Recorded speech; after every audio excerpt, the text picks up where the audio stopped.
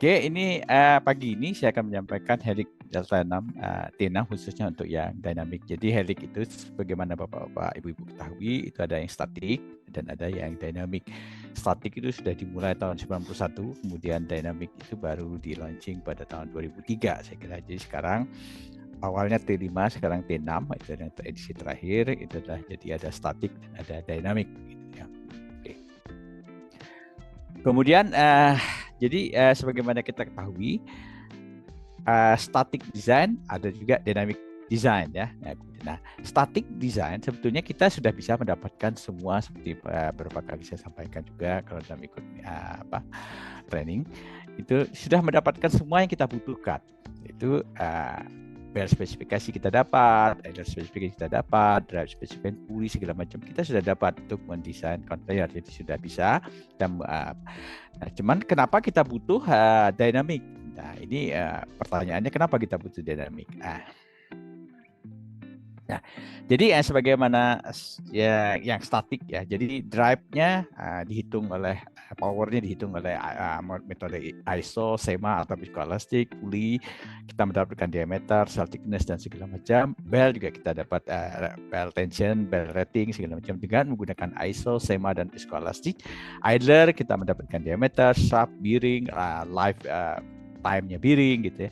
Take up kita dapat berat, kemudian take up travel dan segala macam.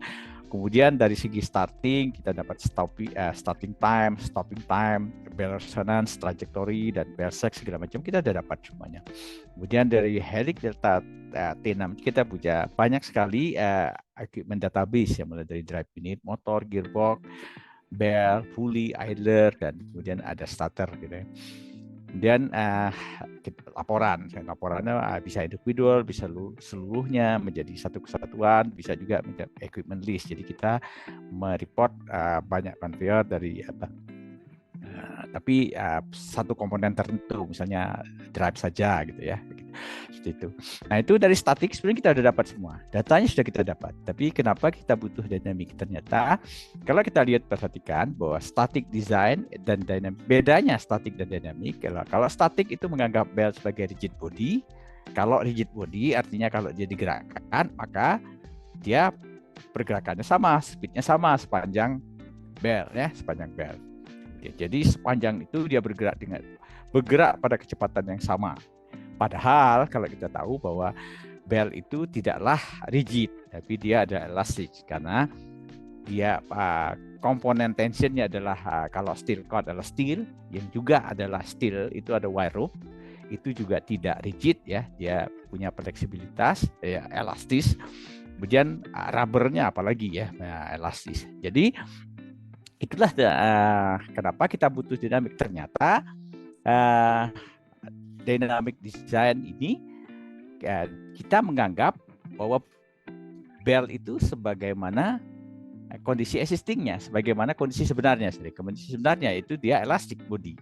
Kalau dia elastic body, maka kalau kita tarik, terutama pada saat start, tentu dia akan bergerak berbeda kan karena benda elastis ya, seperti Bapak menarik karet ya, Bapak menarik balok dengan karet ya, ada balok Bapak tarik dengan karet. Tentu pada saat di tempat yang Bapak narik kecepatannya 1, maka baloknya belum bergerak gitu. Kemudian 1 titik kemudian baloknya bergerak pelan-pelan sampai akhirnya sama kan kecepatannya begitu. Ya, jadi dia tentu saja tidak speednya tidak konstan, terutama pada saat stop dan start. Akibat dari itu juga akan terjadi perbedaan. Tensionnya juga berbeda kan, tidak selalu sama, tidak sama karena dia begitu ditarik itu sebagai benda elastis dia akan terjadi wave, gelombang ya. Nah, jadi pada saat kita tergantung kita nariknya, semakin kencang kita nariknya, semakin cepat itu maka dia semakin bergejolak ya intinya balok yang kita tarik tadi. Jadi sepanjang titik itu bel tidak bergerak pada kecepatan yang sama. Sekali lagi terutama pada saat dia start dan stop. Nah, jadi kenapa dynamic? Kenapa dynamic? Ya itu tadi.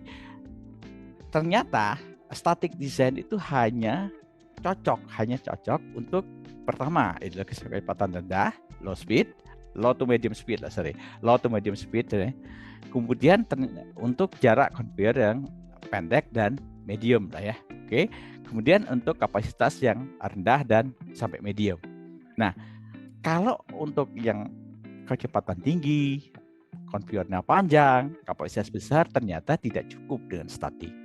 Tidak cukup statik karena ya ibaratnya begini, Bapak menarik katakanlah balok yang kalau segi kapasitas ya, bisa balok yang 10 kilo dengan balok yang 100 kilo tentu akan berbeda ya.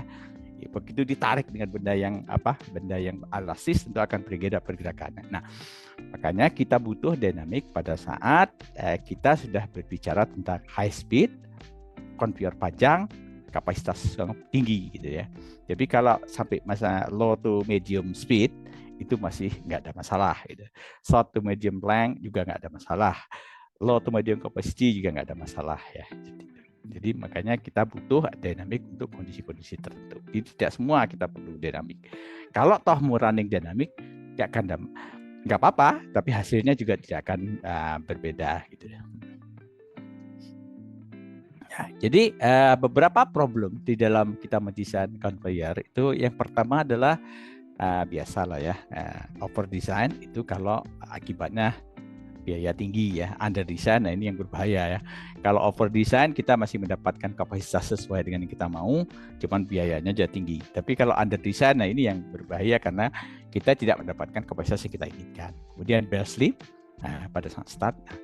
Yang saya kurung itu ini yang terjadi pada saat kita tidak menjalankan dengan tidak melakukan dynamic analysis, yaitu fail to start. Jadi pada saat Bapak menghitung dengan statik, dia nggak apa-apa, masih aman-aman saja, seolah-olah aman. Misalnya motor terhitung offshore powernya 250, tentu Bapak pilih motor yang 315, tentu aman saja. Nah, padahal begitu kita dicek dengan dynamic, ternyata nggak cukup. Ya. Dia fail to start, jadi gagal to start. Jadi karena kesalahan dari drive configuration dan starting method. Kemudian tick up over travel. Jadi pada saat kita mengstatik itu memang travelnya kita cuma mengambil angka-angka persen, sekian persen. Tapi ternyata kalau pada saat kita running dengan dynamic, khususnya pada conveyor yang panjang, kapasitas besar tadi dan high speed, itu ternyata dia pick up travelnya itu berbeda dengan yang ini. Jadi bisa menjauh melampaui apa yang sudah perkirakan. Nah, itu akibatnya bisa menjadi pick up over travel dan itu berbahaya tentunya kan. Over travel itu bisa menghantam struktur ya. Kemudian start stop yang tidak terkontrol. Nah, ini pernah terjadi juga. Jadi pada saat stop dia tidak terkontrol. Kalau tidak terkontrol belnya kemana-mana kan, karena tidak terkontrol. Pada saat start tidak terkontrol, bisa jadi dia fail to start juga, gagal to start. Jadi nah itulah ini semua terjadi kalau memang pada high speed, high capacity atau long conveyor ya. Jadi kalau yang pendek-pendek, kapasitasnya medium sampai rendah itu nggak akan ada masalah. Sama saja. Jadi kalau Bapak hitung dengan dynamic juga, hasilnya tidak akan berbeda jauh, tidak akan berbeda. Okay. Kemudian yang lain-lain itulah problem umum ya, misalnya problem dalam conveyor design. Misalnya bell lip up itu Bapak yang ikut statik juga sudah tahu ya kenapa terjadi lip up atau buckling. Bell flapping, resonance juga sudah tahu ya gitu ya. Kemudian ada juga transfer chute. Nah ini yang akan selanjutnya itu kalau kita tidak betul mendesain transfer chute bisa jadi blockage, high impact, material turbulence. Nah kadangkala meskipun sudah mendesain chute dengan norma-norma desain chute yang betul ya, kita belum yakin, terutama biasanya pada high speed itu kita belum yakin. Nah itu untuk mensimulasi itu kita menggunakan namanya helix dam chute untuk mensimulasi apa yang kita sudah desain itu dengan menggunakan helix dam chute. Ya, jadi proses dynamic ini harus statik dulu. Sekali lagi harus statik dulu. Statik dulu. Kalau tidak statik ya nggak bisa dihitung dynamic. Jadi Ya, itu kuncinya. Jadi HT6 statik itu harus yang pertama sekali ya. Oke. Kemudian baru kita lihat apakah memenuhi kriteria untuk dinamik. Ya. Jadi kalau mau dilakukan dinamik, gak ada masalah meskipun tidak memenuhi kriterianya misalnya belum perlu gitu ya, nggak masalah. Coba-coba aja. Kriteria tadi untuk dinamik apa? Apakah dia kecepatannya tinggi, apakah panjang, kan bilangnya berapa panjangnya mungkin kita harus diskusi pada saat nanti kita kursus ya. Kemudian kapasitas besar, berapa kapasitas besarnya kita diskusikan juga. Nah, kalau kita butuh itu dynamic, maka kita lakukan dynamic. Nah, dynamic itu setelah kita analisa dynamic, apakah ada masalah? Masalahnya apa? Ya tadi ya, apakah dia gagal start, fail to start, uncontrollable stop, atau start. Nah, itu bisa dibaca dari grafik-grafik yang muncul pada saat kita dynamic analysis. Jadi kita tahu bahwa sistem ini fail to start terbaca dari grafik kurva-kurva yang muncul pada saat dynamic. Fail to start atau stop uncontrollable juga bisa terbaca dari kurva-kurva yang muncul pada saat dynamic analysis. Nah, untuk itulah kita harus bisa membaca kurva-kurva yang muncul, karena dynamic design ini munculnya cuma kurva-kurva. Itu kurva tension terhadap time, kurva speed terhadap time, kurva travel take up terhadap waktu. Ya, munculnya hanya itu. Jadi kita harus bisa membaca kurva-kurva itu, dan nanti dalam course ya, dalam kalau bapak-bapak ikut kursus dynamic, nah itu saya kita beritahu cara membaca kurva yang muncul itu ya di dalam desain dynamics. Nah, kalau dia nggak ada masalah, maka selesai urusan ya panel design. Itu berarti desain kita baik secara statik maupun dynamic sudah aman. Tapi kalau dia ada masalah yang muncul tadi fail to start, maka kita harus modify static design kita. Kalau misalnya dia fail to start, apa yang harus kita lakukan? Ya kan? Gagal start, apa yang harus kita lakukan? Nah, itu nanti salah satu yang akan kita pelajari di dalam kursus T6 Dynamic misalnya. Atau kalau dia stop uncontrollable, stopnya tidak terkontrol. Ya, kemudian kita juga harus tahu apa yang harus kita modify terhadap static design. Kan masalahnya apa, itu yang kita modifikasi ya. Nanti dalam dynamic course kursus dynamic nanti kita akan diberitahu apa kalau masalahnya ini, maka yang kita modifikasi ini, kalau masalahnya ini kita modifikasi ini. Nah, kemudian kita hitung lagi statik lagi, baru nanti setelah statiknya betul lagi, dynamic lagi, baru kalau sampai kita tidak muncul masalah, baru kita anggap sebagai final design. Itulah kira-kira proses ya. Jadi sekali lagi, statik itu yang paling utama dulu ya. Jadi nggak bisa langsung dynamic. Jadi ini adalah common problem on existing yang sering di-identified oleh dynamic analysis ya. Premature belt splice itu biasanya terjadi karena pada saat stop itu sebetulnya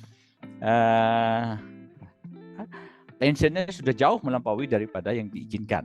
Jadi kalau beberapa kali nanti lama-lama nggak fail, dia gagal kan. Kemudian bell break other than at splice ya, misalnya karena tension terlalu besar lagi ya pada saat itu. Kemudian repetitive failure lagi-lagi itu sebetulnya kalau kita pada saat statik semua tensionnya itu masih aman. Misalnya 10 gitu ya, semua tension pada fully-nya 10. Tapi begitu kita dynamic pada saat start dan stop, ternyata ada sebetulnya tension sampai 20, 2 kali lipat atau 3 kali lipat gitu. Nah, itu yang bisa membuat dia kalau sering start dan stop maka akan terjadi kegagalan kan ya, karena ada tension yang berlebih pada satu titik. Kemudian excessive take up travel. Jadi pada saat kita start dan stop bisa terjadi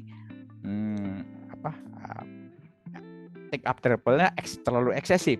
Sehingga ruang yang kita sediakan untuk take up travel itu tidak cukup. Yang terjadi adalah bisa menabrak struktur kan. Nah, itu yang berbahaya bisa. Kemudian take up component failure lagi-lagi itu karena tension ya.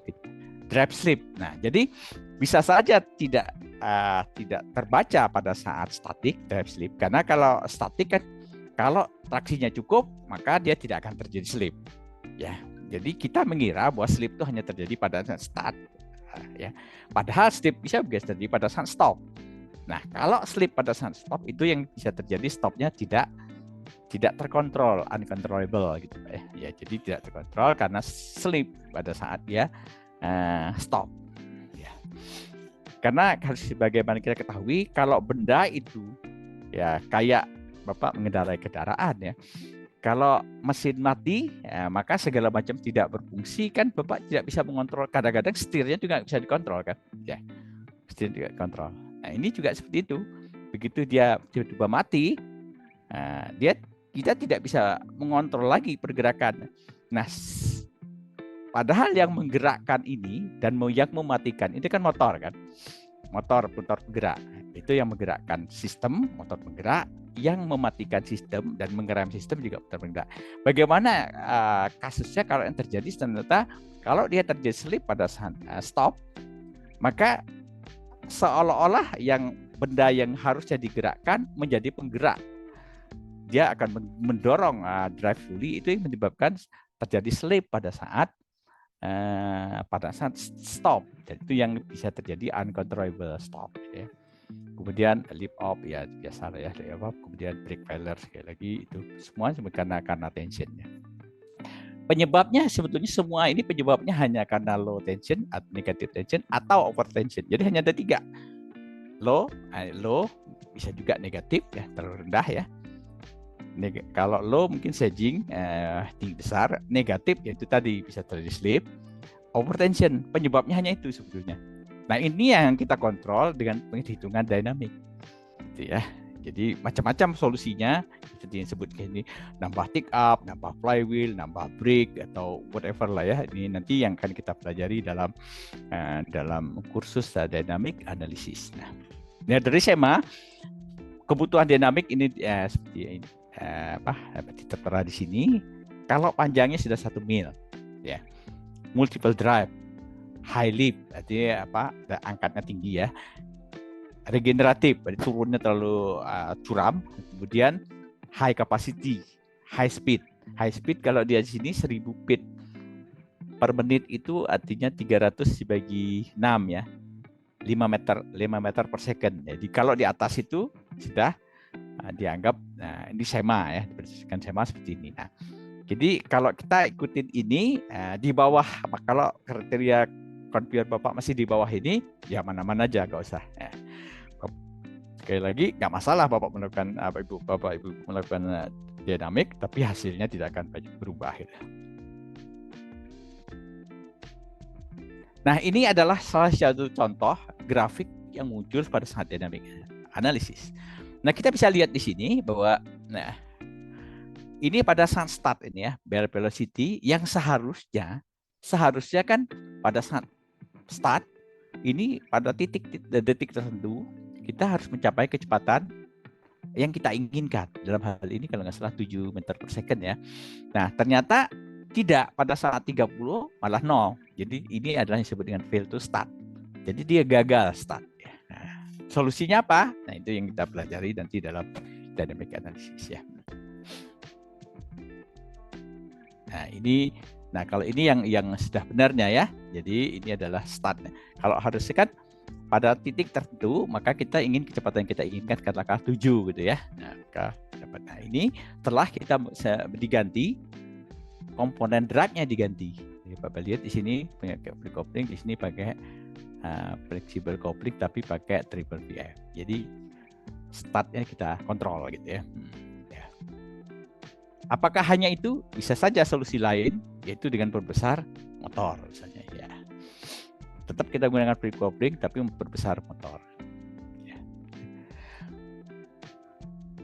Nah, ini adalah fitur-fitur dari T6 ya, ada versi standar, profesional dan dynamic. Ya, sudah ya ini. Kalau Bapak Ibu membeli yang versi dynamic, semuanya semuanya bisa ya, semua bisa dilakukan karena contrengnya.